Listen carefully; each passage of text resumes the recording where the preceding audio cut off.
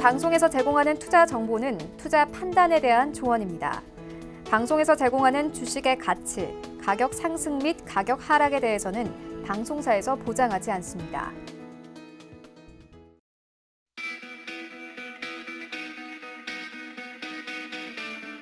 안녕하세요. 고수익 작전 타임의 이수연입니다. 전일 코스피, 코스닥 모두 웃는 상황으로 마무리가 됐습니다. 코스피 시장과 코스닥 양시장에서 모두 정말 오랜만에 외국인과 기관의 동반 매수세가 유입된 건데요. 코스피 시장은 3,293포인트에서 마감했고 코스닥 시장은 6거래일 연속 상승하면서 사흘째 신고가를 경신하고 있습니다. 오늘도 굉장히 기대되는 장이 펼쳐지는데요. 전일 뉴욕 증시는 독립기념일을 맞아 휴장을 했습니다. 하지만 전일 오펙 플러스의 회의가 취소되면서 국제유가가 급등하기도 했는데요. 이런 점들 오늘 고수익 작전 타임에서 이슈 하나하나 짚어드리도록 하겠습니다. 그럼 오늘의 투자 작전 화면으로 확인하시죠. 네, 김민수의 작전 키워드 시간에서는 2분기 어닝 시즌 관전 포인트는 이라는 주제로 어제부터 시작된 어닝 시즌에 대해서 자세하게 짚어드리도록 하겠습니다. 허반석의 작전 리포트 시간에서는 SFA 종목에 대해서 다뤄보도록 하겠습니다. SFA가 사업 다각화를 진행하고 있는데요. 그 이후에서는 전망이 어떻게 흘러갈지 짚어보도록 하겠습니다.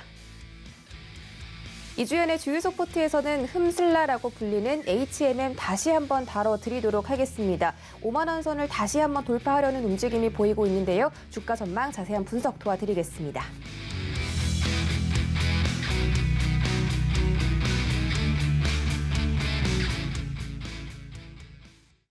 네, 본격적으로 출발해 보도록 하겠습니다. 김민수의 작전 키워드 시간에서는 레몬리서치 김민수 대표와 함께합니다. 안녕하세요. 네, 안녕하십니까. 네, 반갑습니다. 첫 번째 키워드 바로 확인할게요. 네, 오늘의 첫 번째 키워드는 2분기 어닝 시즌 관전 포인트는 이라는 주제입니다. 2분기 어닝 시즌이 본격적으로 시작하면서 코스피가 상승세를 보일 것이라는 기대감이 형성이 되고 있습니다. 1분기와 같은 서프라이즈까지는 미치지 못해도 코스피에 대한 2분기 영업이익 전망치가 꾸준히 상향 조정되어 왔기 때문에 앞으로 이 컨센서스를 상향할 것이다 이런 기대감까지 흘러나오고 있습니다. 전망 어떻게 보십니까? 네, 오늘 준비한 내용은 그쪽이 아닌 것 같은데 일단 실적과 관련된 부분들도 이번에 상당히 중요하겠죠. 지금 관련된 주요 일정들과 연결시켜서 실적 동향을 한번 살펴보게 되면요.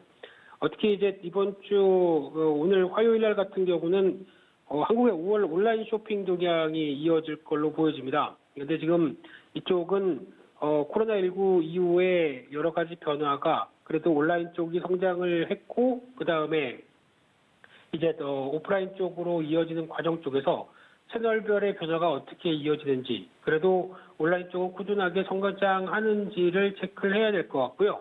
그렇게 됐었을 땐 여전히 전자결제주와 관련된 쪽의 시각들 또 지금 최근엔 상대적으로 금리가 안정되는 국면이 이어지다 보니까 어떤 성장주에 대한 부각도 같이 나오고 있는 상황들이죠. 그러다 보니까 지금 미국의 IT 테크주와 관련된 쪽의 변화들 계속 긍정적으로 나오는 쪽에서 이런 어떤 흐름들도 온라인 쪽에 대한 강화가 계속 나오는지도 한번 체크해야 될 것 같고요. 그밖에 오늘 MCDX가 코스피로 이전합니다. 그런 과정 쪽에서 이제 최근에 나오고 있는 MCDX의 동향들, 특히 전장 부품 쪽에 대한 기대감도 같이 이어지면서 IT 부품주에 대한 시각까지 이어진다라고 하게 되면 기대감이 살짝 높아지겠죠. 이런 부분들도 체크해야 될 것 같고요. 그밖에 이제 미국의 6월 ISM 비제조업 지수와 관련된 부분들 발표가 될 걸로 보여지고 있는데 이쪽은 서비스업 지수죠. 어제 중국에서 서비스업 지수가 발표가 됐는데 생각보다 크게 부진하게 나왔습니다. 그런 측면으로 봤을 때는 중국 같은 경우는 아무래도 지금 코로나19 이후를 준비를 하면서 제조업이나 서비스업 모두 다 약간 좀 쿨다운하는 느낌이 나오고 있고요. 그만큼 정부 입김이 가세되면서 경기 과열을 막겠다라는 분위기가 뚜렷하게 나오면서 이어지는 현상이다. 한쪽에 대해서는 눈길이 가고 있는 상황들이고요. 그러다 보니까 이번에 미국도 눈높이만큼 지금 서비스업 지수가 나올 수 있을 것이냐가 관건이긴 한데 아마 최근에 이어지고 있는 델타 변이 바이러스와 관련된 부담감도 작용하고 있기 때문에 서프라이즈하게 나오기는 좀 힘들지 않을까 생각은 들고 있고요. 마찬가지로 유로존의 지표들도 좀 확인해야 될 것 같은데 오늘 이제 5월 소매 판매 또 7월 달에 독일 주 경기 기대 지수가 발표가 될 예정인데요.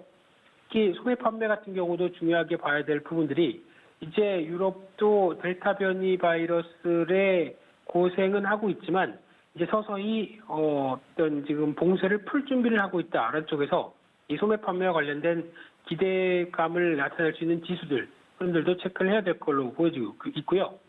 또 7월 7일 내일이죠. 7월 7일은 7일이 두 개다 보니까 시장의 기대감을 좀 키워야 되는 날이 아닐까 싶은데 이날 삼성전자, LG전자 모두 잠정 실적이 발표가 됩니다. 그런데 이제 중요한 부분들은 삼성전자는 영업이익 한 11조 원대까지 눈높이가 올라온 만큼 이 부분에 대해서 충분히 설명을 해줄 수 있겠느냐라는 부분들이 관건일 것 같고요. 게다가 또 IR을 통해서 하반기에 대한 전략들 지켜봐야 될 것 같은데 두 가지로 보여집니다. 첫째는 시장에서 얘기하는 것처럼 메모리 반도체 쪽 지금은 좋은데 2021년 말 2022년도로 들어가면서 또 약간 공급의 우위와 함께 좀 꺾이는 게 아니냐라는 부담감들 이를 해소할 수 있을 것인가라는 부분들이 중요할 것 같고요. 두 번째는 폴더블이죠. 이쪽에 대한 전략들 궁금해할 것 같고요.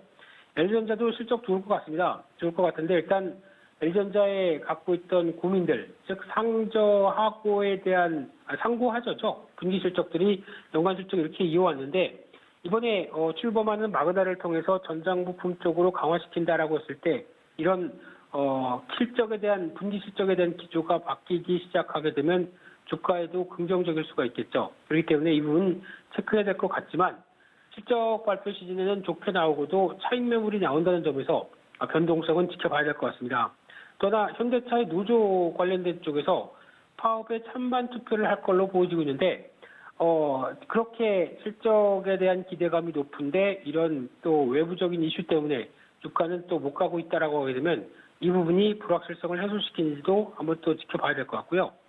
그 밖에 또 미국의 FOMC 의사록이 이날 또 공개가 될 텐데 테이퍼링 얘기가 공식적이지는 않지만 논의는 됐을 걸로 보여집니다. 지금 시장은 테이퍼링 관련된 쪽에서 한 8월 FOMC 회의 정도에서 공식화하지 않을까 생각되고 있지만 최근에 또 고용 지표는 생각보다 그렇게 빠르지 못하죠. 그렇기 때문에 연준의 고민들은 많이 담겨 있을 것이다 라고 추정은 하고 있는 상황들이고요. 또 7월 8일 목요일은 한국의 옵션 만기일입니다. 그런 쪽에서 지금 기조로 보게 되면 여전히 뭐 베이시스의 변화는 그대로 역베이시스가 이어지다 보니까 시장에 큰 변화는 없을 걸로 보여지고 있고요.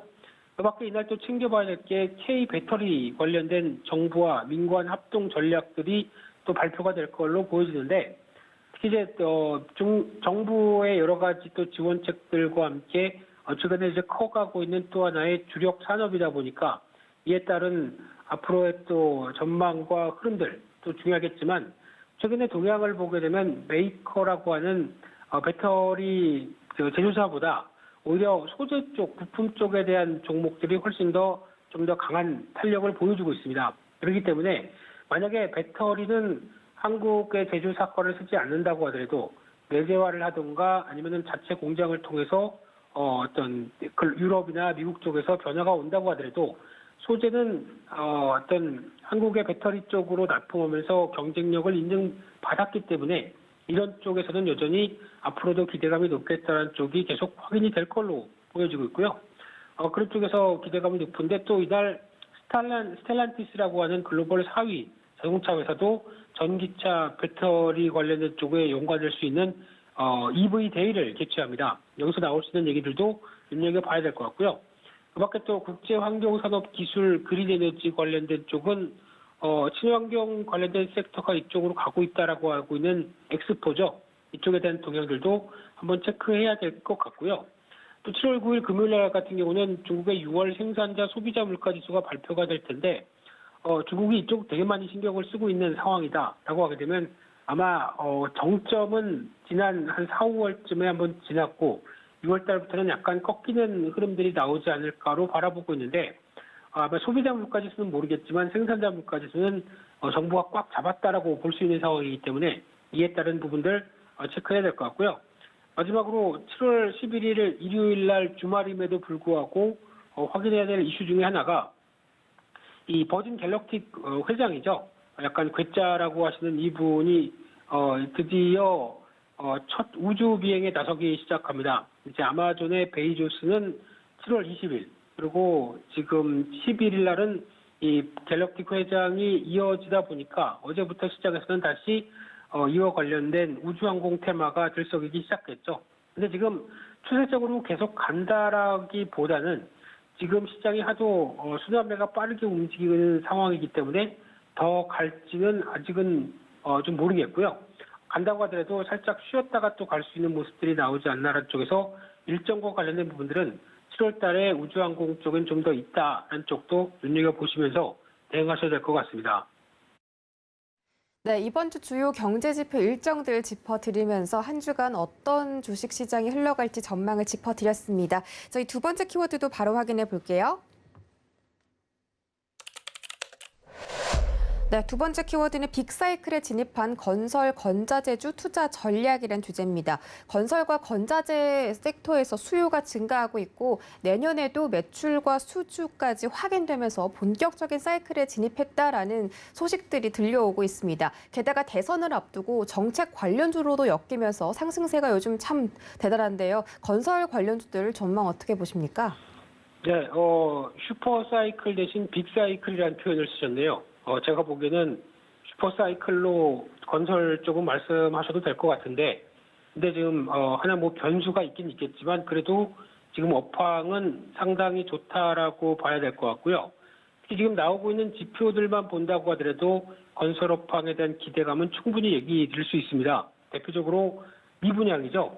미분양은 작년 하반기부터 거의 급격하게 줄기 시작하면서 아직 그러니까 분양이 안 되는 게 없습니다. 요즘은 그냥 만들어내면 다 어떤 팔릴 정도로 미분양은 거의 바닥을 찍어가고 있는 상황들이죠. 그러면 그만큼 공급을 충분하고 확실하게 해줘야 될 텐데 공급이 지금 되고 있느냐라고 봤을 때는 이제 준비가 들어가고 있는 상황이다라고 봤을 때는 일단 적어도 한 2년은 걸려야 되겠죠. 최소 2년은 공급이 들어오기 전까지는 시간이 필요하다라고 하게 되면 그 사이에 어떤 건설 수주나 그리고 착공 같은 지표들은 빠르고 강하게 확장되고 있다라고 하게 되면 이 부분에 포인트를 맞췄을 때 쉽게 말씀드리면 쇼티지죠. 여기도 주택 쇼티지 이런 쪽에 따라서 이 부분을 빠르게 공급하려고 하는 현상들이 나오고 있다는 관점 쪽에서 눈길이 가야 되는 상황이라고 봐야 될 것 같고요. 게다가 또 지금 이 부분은 쉽게 말씀드리면 이번 정부의 가장 큰 실패작이죠. 그런 상황 쪽에서 이번 정부가 실패를 했기 때문에 이제 대선이 얼마 남지 않은 상황 쪽에서 대선 주자들은 이번 정부의 실정을 상당히 강하게 비판을 하고 어떤 이런 부분을 보완하기 위해서 공급 정책과 관련된 부분들을 좀 다양하게 내놓을 가능성이 높다라고 하게 되면 기존에는 정치 테마주가 임대 쪽으로 움직였다라고 하게 되면 이런 건 뭐 매매해서 뭐 하겠습니까? 우리나라가 후진국도 아니고요. 근데 오히려 상대적으로 정책 테마주로 움직이게 되면 이쪽은 관심을 가져봐야 되겠죠. 왜냐하면 정책적으로 육성을 하겠다, 거기다가 또 정책적인 자금도 들어온다라고 하는 현상까지 나왔을 때 항상 대선이 후보가 확정되고 대선 주자의 후보가 확정되고 그 다음부터는 정책 관련된 쪽의 종목들이 강하게 움직였다라는 쪽을 봤었을 때 여전히 트레이딩할 수 있는 섹터란 쪽으로 보게 되면 그 중에 하나도 유력한 건설 업종이 또 하나의 섹터라고 봐야 되겠죠. 그런 쪽으로 봤을 때 지금 정치 테마주와 요즘 살짝 엮이긴 하지만 정책적인 테마랑 관점 쪽에서는 계속 눈길을 가야 된다라는 쪽인데 하지만 이제 건설주가 다 좋고 좋은데 다 뭐 전망이나 이런 부분들도 좋다고 하더라도 강하게 못 가는 배경을 보게 되면 두 가지가 있습니다. 첫 번째가 해외 건설이 유가가 70달러대를 안착을 하고 움직이고 있는 상황 쪽에서 해외 수주가 제대로 아직 되지 않고 있다. 특히 상반기 같은 경우 해외 건설 수주는 거의 상당히 좀 부진한 모습들로 나오고 있는 상황들인데 이 부분이 확인이 되면서 플랜트라든가 그리고 또 최근엔 친환경 산업 같은 경우도 하나의 플랜트 산업 쪽으로 연결이 되겠죠. 이런 쪽에서 뭔가 변화가 들어오기 시작하면 건설주의 추가적인 기대감을 높일 수 있겠다라고 보여지고 있고요. 또 하나 중요한 거는 지금 원자재 가격들이 급등하다 보니까 이 건설 쪽에 쓰는 건자재 쪽들도 가격이 많이 뛰었습니다. 그렇게 되면은 가격이 뛴 만큼 건설사가 이를 이윤에 충분히 붙여서 분양가를 책정해서 이를 공급할 수 있겠느냐라는 가격 저항이 있겠느냐라는 부분들인데 생각보다 그렇게 크지 않을 수 있는 게 저항이 크지가 않을 수 있는 이유가 말씀드렸던 미분양이 그저 만들면 다 팔리죠. 그러다 보니까 지금은 공급자 우위의 상황이기 때문에 상대적으로 어떤 분양가를 높인다고 하더라도 충분히 시장이 소화를 하겠다라는 입장이라고 하게 되면 이 부분은 그렇게 걱정이 안 된다고 봐야 되겠죠. 그런 쪽으로 봤을 때 특히 건설 경기는 보통 이제 겨울에 안 하죠. 겨울에 공사하다가는 힘듭니다. 그러다 보니까 좀 많이 겨울에는 공기가 묻혀지고 아마 이제 봄부터 가을까지가 성수기라고 하게 되면 지금 딱 그 시점이죠. 그러다 보니까 2분기 실적에 대한 기대감들이 상당히 높다는 쪽으로 바라보면서 그래도 내수 중심의 건설의 변화를 생각을 하면서 흐름들이 나오고 있다는 점들 체크를 해야 될 것 같고요.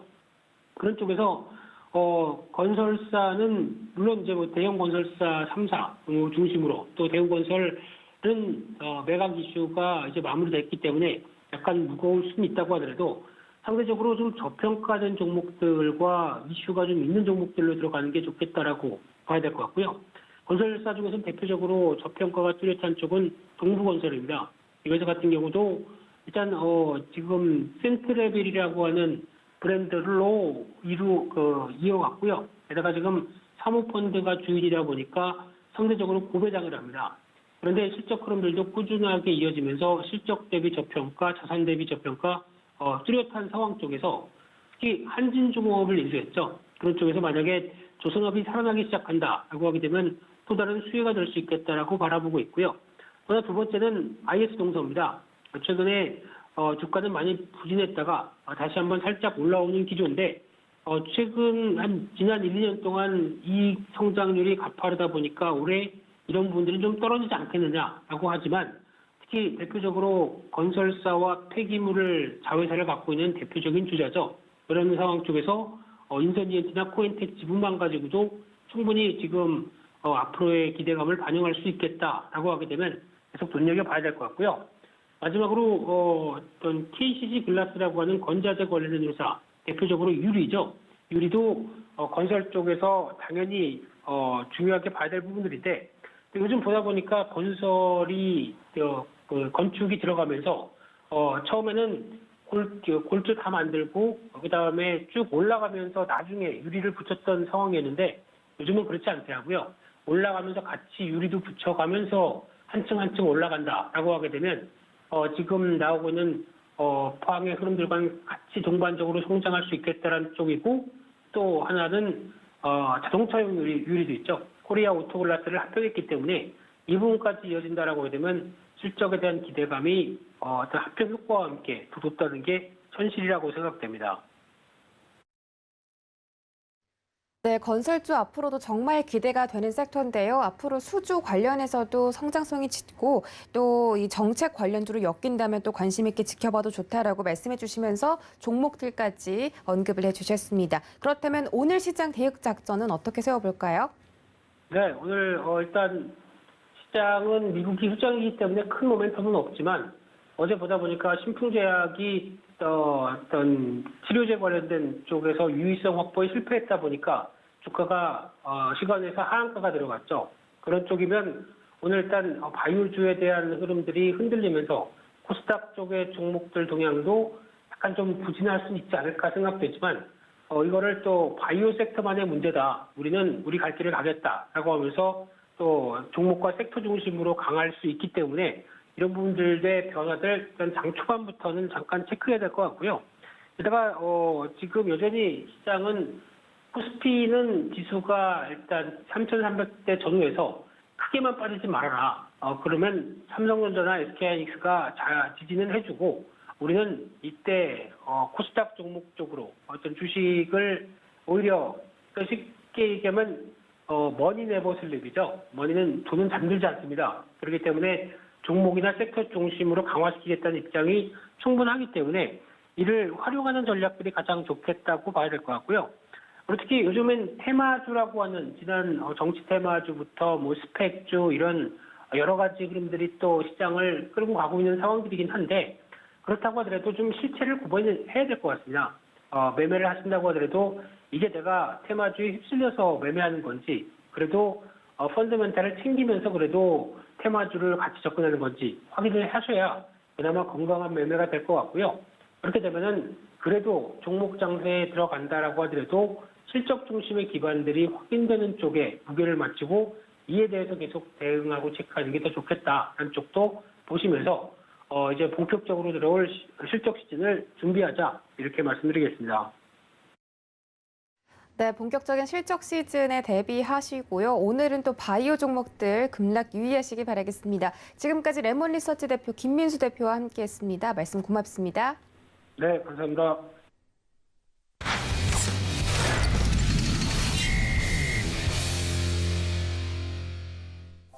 네, 이어지는 시간은 허반석의 작전 리포트 시간입니다. 증권가에 쏟아지는 리포트들, 과연 어떤 리포트가 정말 빛나는 보석 같은 리포트일지 분석해드리는 시간이죠.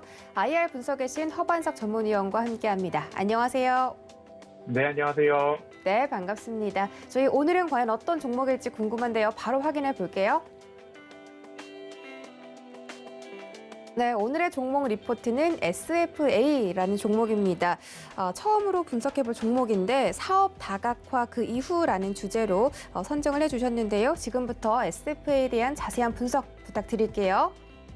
네, 이번 주는 디스플레이 업종 리포트를 어제 살펴보았고요. 그리고 그 중에서도 좀 주목해 볼 세부 섹터가 OLED에 대해서 말씀을 드렸습니다. 오늘부터 이제 화수목 세 가지의 종목 리포트를 살펴볼 텐데요. 그 첫 번째 종목으로는 SFA입니다. 카카오페이 증권과 키움증권, 메리츠증권 세 가지의 리포트의 내용들을 조금 중요한 것들 하이라이트해서 좀 살펴볼까 합니다. SFA는 98년 12월 삼성항공의 자동화 사업부가 분사하면서 설립된 회사입니다.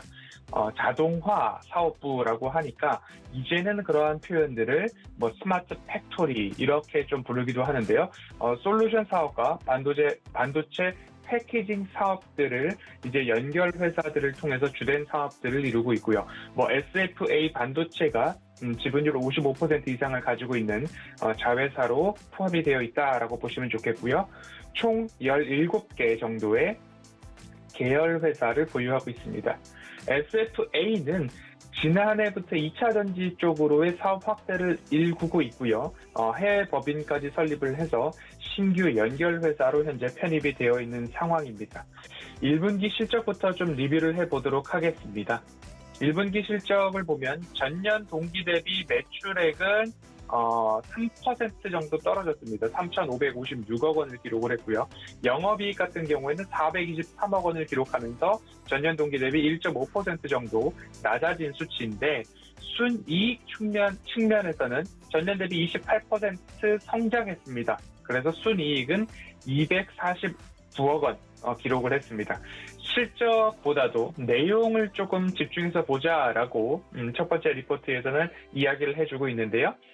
실적의 내용이 과거에는 그래도 디스플레이 쪽 그리고 스마트 팩토리 이쪽으로 국한이 되어 있다면 현재는 반도체 그리고 2차 전지를 포함한 종합 장비 업체로 조금 변하고 있는 그런 모습이지 않을까라고 매출에서부터 조금 하나하나 조금 나오고 있다라는 부분입니다. 이번 실적 같은 경우에는 디스플레이뿐만 아니라 반도체 2차 전지 섹터에서도 매출이 나오고 있어서 신사업 부문의 매출 비중이 이제는 디스플레이를 넘어서고 있다라고 보고 있는 포인트입니다. 결국 회사의 변신이 성공적으로 그리고 차차 예상대로 진행되고 있다라고 이해를 해보시면 좋을 것 같고요. 그러면 2분기 실적은 어떨 것인가를 살펴보도록 하겠습니다. 2분기 실적은 키움증권에서 6월 4일 발간된 리포트입니다. 2분기 실적은 영업이익이 439억 원, 그리고 매출액은 3,748억 원. 각각 매출액은 전년 동기 대비 10% 줄어들었지만 직전 분기 대비 5% 증가한 부분이 있고요. 영업이익도 전년 동기 대비 10% 줄어들었지만 직전 분기 대비 4% 성장을 하고 있는 모습입니다. 시장의 컨센서스 예상치에 조금 부합하는 모습이고 신규 수주가 약 3,123억 원 예상된다고 합니다. 신규 수주 물량 중 54%가 이제는 디스플레이 분야가 아닌 2차 전지와 반도체 장비 쪽으로 돌아오고 있다, 넘어서고 있다. 앞서서 말씀드렸듯이 새로운 신사업 부문으로 보고 있는 2차 전지와 반도체 장비 쪽에서의 수주가 50%를 상회한다. 기업이 변화하고 있다. 여전히 여기에 조금 초점을 맞추면 좋을 것 같습니다. 1분기에 이어서도 2분기 매출 다변화가 지속되고 있다라는 쪽으로 모든 리포트의 초점이 그쪽으로 맞춰지고 있으니까요. 시청자분들께서도 SFA를 보실 때에는 디스플레이 장비뿐만 아니라 2차 전지 그리고 반도체 장비 쪽으로의 전망이 밝아지고 있구나. 매출이 다변화되고 있구나. 지난번 한컴 MDS를 말씀드릴 때에도 매출 비중이 333으로 잘 다변화되고 있다. 사업의 포트폴리오가 짜여져 있구나라고 좀 이해를 함께 해보시면 더 좋을 것 같습니다.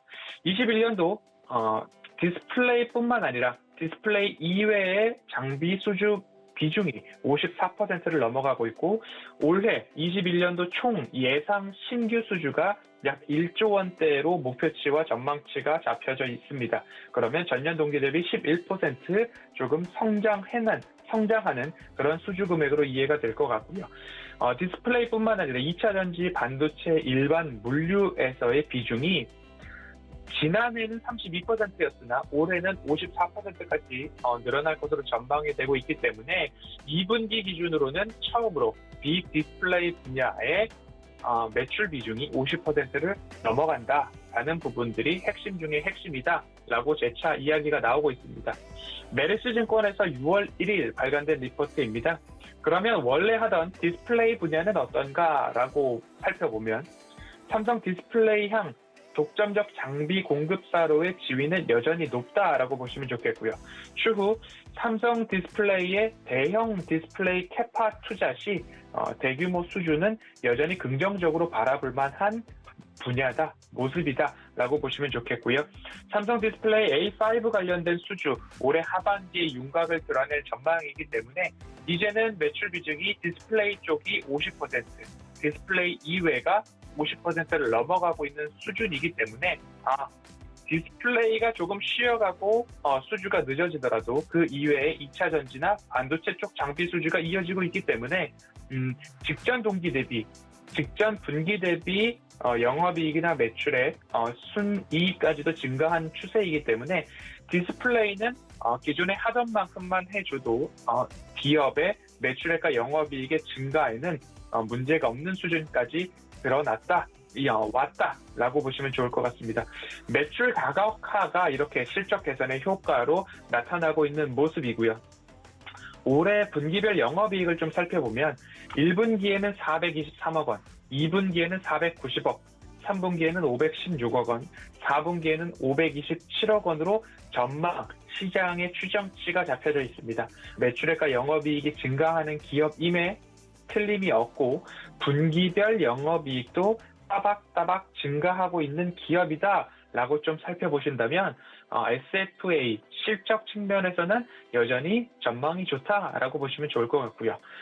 반도체 물류장비 쪽으로 좀 살펴본다면 삼성전자가 미 오스틴에 증설과 추가 설비를 공급하게 될 경우에 미국에서 본격적으로 수혜가 이어지지 않을까라는 전망들이 좀 나오고 있습니다. 반도체 물류는 일본의 다이오쿠사가 가점하고 있는 모습인데 이 시장에 국내 업체 중에는 유일하게 삼성그룹 계열사인 세메스가 진입을 성공해 있는 상황이고 덩달아서 이 시장에 SFA도 도전장을 좀 내고 있는 모습입니다. 삼성전자 등 미국향 신규 투자 및 증설이 진행될 경우에 SFA가 수혜가 조금 높지 않을까라는 쪽으로 이해를 해보시면 좋을 것 같고요. 이를 계기로 미국의 수주가 이어진다면 앞으로 삼성전자뿐만 아니라 이러한 레퍼런스들을 등을 바탕으로 국내외 투자 또는 해외 판로가 확보될 수 있다라고 좀 이해를 해보시면 좋을 것 같습니다. 이 장비가 OHT라는 시스템 장비입니다. 반도체 물류 시스템인데요. 반도체 공장의 신경망 역할을 하는데 여기 보시면 위쪽으로 레일이 좀 깔려있는 모습들을 살펴보실 수 있습니다. 오늘 삼성전자 반도체 채널에서 영상을 공개가 된 적이 있는데요. 그 영상에 보시면 중심으로 나오고 있는 부분들은 CMS 쪽으로 좀 보이는데 SFA는 이 OHT 시스템에 인공지능을 접목해서 스마트 OHS로 미국 시장 진출을 목표를 하고 있습니다. 그러한 부분들을 봤을 때 동일한 OHT 모습이 이렇게 보여집니다. CMS에서 개발한 OHT 장비 모습인데요. SFA도 동일한 모습의 OHT 시스템이 구축이 가능하고 앞으로 이 동일한 방식의 OHT가 미국까지 진출을 할 수 있다라고 한다면 SFA는 디스플레이에서는 50%의 매출 비중, 그리고 비디스플레이, 2차 전지나 반도체 장비 쪽으로의 매출 비중이 50%를 넘어가고 있는 모습이기 때문에 매출 비중이 다양하게 잘 잡혀있는 모습이다라고 좀 이해를 해보실 수 있을 것 같습니다. 올해 매출액을 조금 전망을 해보도록 하겠습니다. 올해는 전년 동기 대비 5%의 매출액 증가가 전망이 되고 있고요. 영업이익은 18% 증가하고 순이익도 21% 증가가 전망이 되고 있습니다. 이러한 모습들이 기업의 매출액과 영업이익이 증가하고 있기 때문에 일부 차트상 추세선도 우상향 추세가 일부 나타나고 있지 않나라고 좀 보여집니다. 내년도 매출액도 올해 대비 15% 증가하고요. 영업이익도 23% 증가하고 순이익도 26% 증가가 전망되고 있습니다. 23년도에도 22년도 대비 매출액은 8%, 영업이익은 7%, 순이익도 7% 증가가 전망되고 있습니다. 하반석의 모멘텀 체크리스트는 차트상 저위험 구간인가를 첫 번째 기준으로 삼고 있습니다. 이 기준에 부합하지 않으면 다른 종목들을 좀 살펴보기 위해서 빠르게 넘어가고 스킵하고 있는 첫 번째 기준 중의 기준이고, 두 번째는 매출액과 영업이익이 증가하는가 실적을 말씀을 드리고 있죠. 그 실적이 매년 증가세, 그리고 올해는 분기별 영업이익도 증가한다라고 리포트에서 전망치를 말씀을 드려왔듯이 이 추세선을 조금 타고 우상향하고 있는 모습들이 유지되지 않을까라고 좀 전망이 되고 있습니다. 그러면 중간 추세선과 장기 추세선까지 연결을 해본다면 이 박스권 안에서 일부 추세가 완성이 되고 있는 모습들이 보여집니다. 그러면 앞으로도 이 추세선상 되돌림 자리에선 되돌림, 다시 추세 하단에서는 하단, 그리고 다시 우상향이 나오지 않을까라고 전망되는 이유는 두 번째죠. 매출액과 영업이익이 증가하는가, 그 부분 좀 살펴보시면 좋을 것 같습니다. 실적 시즌이 다가오고 있고 지수는 연일 신고가 행진을 갱신해 나가고 있는 모습입니다. 실적 우상향은 기본인데 올해가 그 실적이 피크인지 아니면 그 이후에도 증가하는지 그 부분들을 꼭 참고하시면 좋을 것 같습니다. 올해가 피크라면 조금은 보수적으로 보셔야 될 거고, 올해가 피크가 아니라 SFA처럼 분기당 영업이익도 매분기 증가하고 있고, 올해가 피크가 아니라 내년도, 후년도까지도 YOY 기준으로 성장을 보이고 있는 기업이라면 양의 성장률을 보이는가, 기업을 보실 때, 실적을 보실 때 그 부분 꼭 체크해 보시면 좋을 것 같습니다. 급한 투자 전략보다는 오히려 조금 보수적으로 보더라도 하반기 그리고 내년까지도 꾸준히 이어갈 만한 기업들을 보셔야 된다라는 말씀 꼭 드리고 싶고요. 급한 투자보다 매수를 할 때는 보수적으로 인내심을 갖고 살 때도 인내심, 팔 때도 인내심 한번 기억을 해보시면 좋을 것 같습니다. 오늘 OHT까지 말씀을 드리면서 SFA 말씀을 드렸고요. 오늘 함께 살펴본 리포트 하이라이트된 그대로 노란속 오픈 채팅방에도 공유해드리고 있고, 핫클립 영상 여전히 다시 보기 가능하다는 점 말씀을 드리면서 내일 또 더 좋은 종목으로 찾아뵐 수 있도록 저도 리포트 열심히 연구하도록 하겠습니다. 네, 이번 주는 디스플레이 업종들에 대해서 자세한 분석 도와드리고 있는데요. 오늘의 종목은 바로 SFA였습니다. 후반석의 작전 리포트에 나오는 종목들 정말 믿음이 많이 가고 있는데 지난주 수요일에 언급해 주셨던 한컴 MDS 전일 상한가 터치하고 21%대 급등으로 마무리 지었습니다. 이런 부분들도 우리 위원님 보셨죠? 네, 그렇습니다. 네, 이런 부분 저희가 알고 있기 때문에 다음 종목도 더 기대가 되고 있습니다. 내일은 더 좋은 종목으로 돌아오도록 할게요. 말씀 고맙습니다. 감사합니다. 네, 이어지는 시간은 이주현의 주유소 포트로 바로 넘어가 보도록 하겠습니다. 저녁 8시에 방송되는 주유소 시간에서 이주현 전문위원이 구성하신 종목들 가지고 개장 전에 리뷰해드리는 시간이죠. 이주현 전문위원 바로 만나볼게요. 안녕하세요. 네, 안녕하세요. 네, 반갑습니다. 기분 좋은 화요일입니다. 자, 오늘 과연 어떤 이야기 나눠주실지 궁금한데요. 먼저 주유소 운용 원칙부터 확인하고 갈게요. 이주연의 주유소 포트폴리오 운용 원칙입니다. 처음으로는 바닥난 포트폴리오를 접수하고요. 그 다음은 기존 종목들을 손절한 뒤 전문가 추천주로 포트를 운용하게 됩니다. 전문가당 한 종목 추천을 원칙으로 하고 있고요. 최고 수익률 산정 기준은 종가로 하고 있습니다. 자세한 종목 살펴보시죠.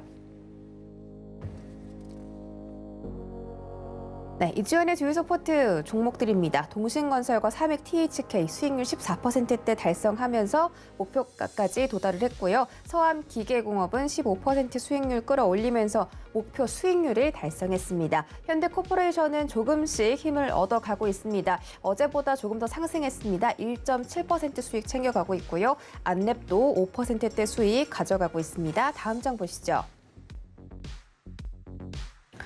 네, 다음 장도 종목들이 대부분 꽉 차 있습니다. CJ ENM이 정말 지속적으로 멈출 줄 모르고 상승을 내주고 있습니다. 26% 달성 중이고요. 광주 신세계와 태경 BK가 약손실권, 한라홀딩스가 1.6% 수익 가져가고 있습니다. 네, 저희 오늘은 HMM 흠슬라 주가에 대해서 좀 자세하게 다뤄보도록 하겠습니다. 저번에 저희가 HMM 다뤄드렸을 때 우리 이주연 전문위원께서 4만 원대 오면은 담아봐라라고 말씀을 해주셨거든요. 근데 계속 매수가가 안 오다가 잠깐 4만 원 잠깐 정말 터치한 적이 있었습니다. 그 뒤로 다시 한번 상승세가 좀 올라오는 모습이거든요. HMM 앞으로 실적도 너무 좋을 것이라는 기대감 형성되고 있고 이제 2차 추세가 나오는 게 아니냐라는 그런 설명까지 좀 나오고 있습니다. 어떻게 보십니까? 네, HMM 계속 말씀드리지만 좀 전에 말씀하신 것처럼 실적적인 부분 굉장히 이제 좋게 나올 것으로 예상이 되고 있고요. 이제 실적 시즌 돌입을 했기 때문에 다시 한번 주가가 상승을 하고 있다라고 볼 수 있는 부분인데요. 지난번에 이제 5만 원 터치하고 조정 나올 때 제가 기억하실 분들은 아마 기억을 하시겠지만 다음 분기, 2분기 실적이 나올 때까지는 기간 조정을 좀 거칠 가능성이 높다라고 이야기를 드렸던 부분이거든요. 지금 7월 6일이고 8월달 들어서면서 이제 실적 시즌으로 들어왔습니다. 그래서 6월 한 셋째 주부터 좀 돌림이 나올 거다라고 이야기를 드렸던 부분이 지금 지나고 보니까 6월 24일 저점을 찍고 25일부터 상승이 나와서 오늘까지 지금 상승 흐름이 이어지고 있다라는 부분이죠. 결국은 실적 관련주들은 이제 실적 발표가 될 때쯤 돼서 다시 한번 움직이는 그런 경향들이 있고 앞서 이제 5만 원 찍고 조정이 나올 때 그리고 올라올 때마다 계속 이슈가 됐던 부분이 산업은행의 이제 시비 관련된 그런 이슈였습니다. 이 부분은 여러 번 제가 방송에서도 이야기 드렸지만 딱히 우려할 필요는 없다라고 계속 이야기를 드렸고요. 산업은행이 이 시비 물량을 시장에다가 장중에 쏟아낼 가능성은 거의 없다라고 말씀을 드렸고 지금 그런 일은 없겠죠. 아마 나중에 이제 지금 보유하고 있는 지분 전체적으로 해서 매각자에게 이제 판매하는 그렇게 매각을 하는 방향으로 좀 진행을 할 가능성이 높다라고 보시면 될 것 같고요.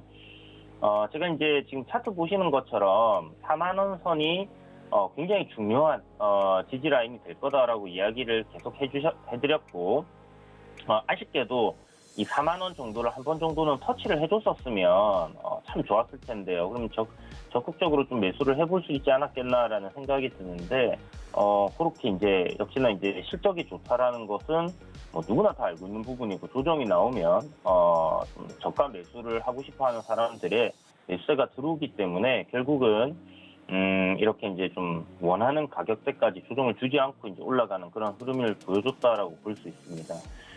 실질적으로 지금 HMM 같은 경우는 1분기 이후에 선박이 한 12척 정도가 신규로 이제 투입이 된 상황이고요. 12,000 TEU 정도 되는 금액 이제 그 사이즈의 컨테이너들이 이제 8척 정도 지금 발주를 해놓은 것들 인수를 하고 있는 상황이고 임시박도 계속해서 지금 들어가고 있는 그런 모습이죠. 그래서 선봉량이 늘어났다는 것은 그만큼 운송할 수 있는 물량이 늘어났다, 물동량이 늘어났다라는 거고 이 부분은 당연히 매출과 영업이익으로 직결된다라는 부분입니다. 그런 부분들을 생각했을 때 충분히 주가는 5만 원까지는 상승이 나올 것으로 예상을 하고 있고요. 아침 방송에서도 계속 이야기 드리고 있는 부분이 한 6만 원 정도까지는 이번에 5만 원 돌파를 한다 하면 우리가 좀 지켜볼 수 있지 않겠냐. 그래서 단계별로 주가 추이를 살펴보면서 추가적으로 이렇게 그 목표치를 좀 상향해 가는 것도 나쁘지 않겠다라고 생각을 하고 있고요. 한 가지 조금 지금 우려스러운 부분이 하나 있는데, 지금 뭐 해운주라든지, 그 다음에 항공주라든지, 이런 부분들은, 여러분들 이제 잘 아시겠지만, 유가가 상승하게 될 경우에는, 이 운임료, 그러니까 운임료는 상승을 해서 좋은 부분들이 있지만, 이 유지비가 늘어난다라는 부분에서는 좀 부정적으로 볼 수 있는 측면이 분명히 있습니다. 그래서 그런 부분들을 우리가 생각했을 때 지금 현재 유가가 76달러, 글로벌 국제 유가가 76달러 정도로 가파르게 상승을 했거든요. 그리고 이제 지금 전고점 부근을 돌파할지 여부를 좀 이렇게 봐야 되는 그런 상황인데, 보시게 되면 이제 전고점 부근을 일단 넘어서는 뭐 그런 형태로 지금 가고 있는 상황이라서 앞서 이제 계속 유가에 대해서 제가 한 40불 정도 할 때부터 얘기를 드렸지만 85불 정도까지는 지속적인 상승이 나올 거다라고 이야기를 드렸었고요. 이번에 이제 이 전고점을 넘어서게 되면 90불 이상 유가는 상승하는 그런 흐름이 만들어질 가능성이 상당히 높다라는 부분입니다. 이렇게 될 경우에는 지금 현재 항공주라든지 그리고 해운주들 같은 경우는 유지비 증가는 어쩔 수 없이 일어나야 되는 그런 부분이고요. 그러니까 기름을 지금은 써서 움직이는 부분이다 보니까 결국은 이제 가장 이 선박을 운영하는 데 있어서 비용이 많이 들어가는 부분이 이 유가 이제 기름이다라고 생각을 하시면 될 것 같아요. 그래서 그런 부분에서 앞으로 어느 정도의 이제 유가 상승세가 이제 가파르냐 아니면 어느 정도 계속 유지가 되느냐의 상승세가 이런 부분들이 실적적인 부분에 좀 영향을 미칠 가능성이 좀 높다라는 부분을 좀 참고해 두시면 좋을 것 같습니다. 사실 1분기까지는 유가가 굉장히 이제 저유가로 괜찮은 모습들을 보였는데 이 부분이 다시 한번 90불, 그다음에 이제 뭐 100달러 돌파하게 된다면 저는 이제 100달러까지도 돌파할 거라고 생각을 하거든요. 그렇다면 2014년 때 이제 그 유가로 이제 돌아가는 부분이 되는데, 이럴 경우에는 굉장히 좀 실적적인 부분에 부정적인 영향으로 미칠 가능성은 있다라는 겁니다. 하지만 이제 뭐 그런 부분들을 또 상쇄해 줄 수 있는 운임료 상승이 있기 때문에 상하이 컨테이너 프레이터 인덱스 같은 그런 것 보시면 지금 계속 상승을 하고 있거든요. 그래서 이런 운임료의 상승세도 뭐 지속될 가능성이 높다라는 부분을 생각을 한다면 사실 이제 유가 상승에 대한 부분들 경계는 하시되 뭐 그렇게 걱정하실 필요는 없을 거다. 왜냐하면 이제 24년도 때 이제 운임지수 굉장히 안 좋았기 때문에 거기에다 이제 고유가로 실적이 안 좋을 수밖에 없었던 해운 경기에 굉장히 환경이 안 좋았다라고 생각하시면 될 것 같고요. 지금은 이제 유가가 좀 강하게 경기 회복 때문에 이제 상승하는 흐름이 나오고 있지만 결국은 이 물동량 증가 그리고 운임료 상승 때문에 이런 부분들을 어느 정도 상쇄해줄 가능성이 높다 이렇게 보고 있습니다. 그래서 어디까지나 뭐 3분기, 한 4분기 정도까지는 지속적으로 이런 뭐 해운 경기, 좋은 경기가 지속될 가능성 상당히 높다라고 생각이 되고요. 해운 경기가 지속적으로 좋다라는 것은 결국 이 중공업 관련주들의 수주도 앞으로 계속 늘어날 가능성이 높다라는 부분이니까 HMM의 뭐 주가 흐름 그리고 해운주들의 상승세 거기에다가 중공업 관련까지 이렇게 미치는 파장들까지 생각을 해본다면 이쪽 해운 관련된 그리고 조선업 이쪽들은 앞으로도 좀 더 지속적으로 괜찮은 흐름들이 나올 수 있겠다라고 생각이 드니까요. 이 부분들까지 참고해서 함께 보시면 좋을 것 같습니다. 네, HMM 포함해서 다른 해운이나 조선 업종들도 앞으로 상승세가 전망이 좋다고 하니까요. 한번 잘 지켜보시기 바라겠습니다. 오늘 HMM 분석 감사합니다. 네, 감사합니다. 네, 이제 고수익 작전 타임에서 저희가 1시간 동안 알찬 전략 세워드렸습니다. 저희는 잠시 뒤 순간포착 매매 시그널로 돌아오도록 할게요. 고맙습니다.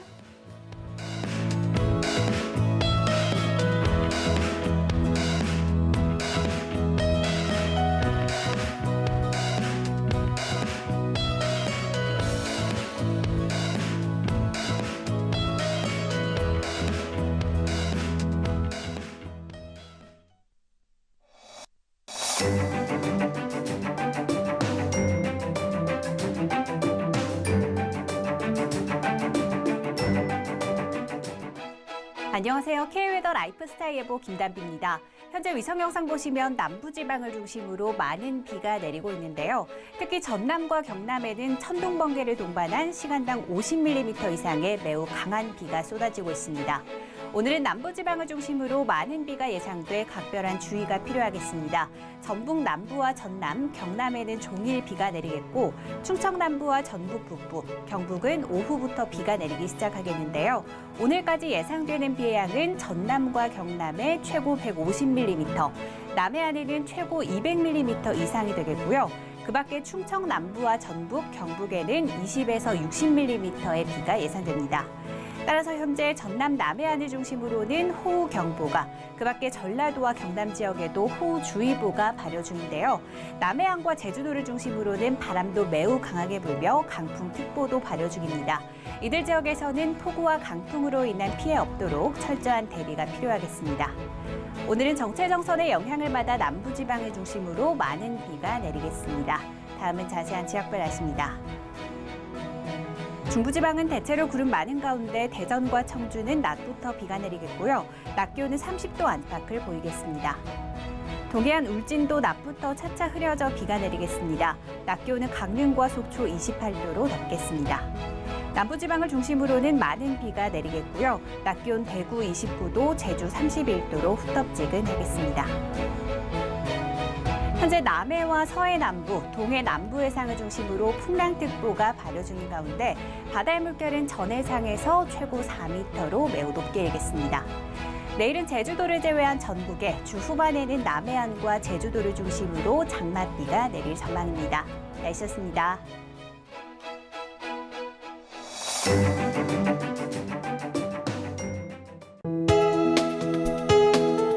본 방송에서 제공하는 투자 정보는 투자 판단에 대한 조언입니다.